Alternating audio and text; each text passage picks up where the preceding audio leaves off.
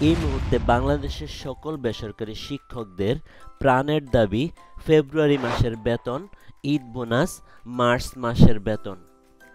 এমপিওভুক্ত শিক্ষকদের সে সম্পর্কিত সকল সুখবর ও দুঃখের খবরগুলো নিয়েই আজকের প্রতিবেদন।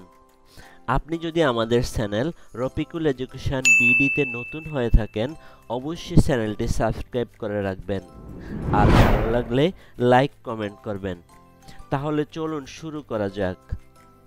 অবশেষে বেসরকারি শিক্ষা প্রতিষ্ঠানের এমপিওভুক্ত শিক্ষকদের ফেব্রুয়ারি মাসের বেতন ও ঈদ বোনাস নিয়ে সর্বশেষ সুখবরটি জানা গেল।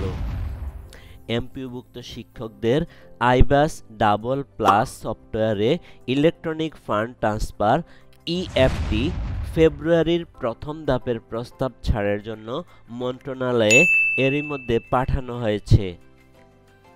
এই ধাপে মোট ৩,৬৭,২৩৯ জন শিক্ষক কর্মচারীর বেতন পাবেন বলে আশা করা যাচ্ছে।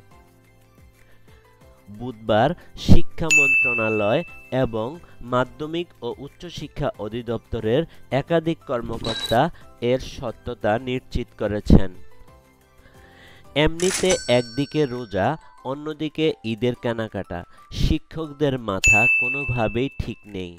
সবাই দিশেহারা অবস্থা, সবাই চরম উৎকণ্ঠা আর উদ্বেগের মধ্যে সময় অতিবাহিত করছে।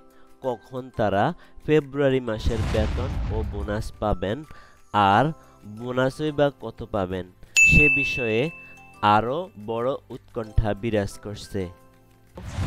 ফেব্রুয়ারির বেতন, ঈদ বোনাস ছাড়াও আরও একটি উৎকণ্ঠা মার্চ মাসের বেতন নিয়ে।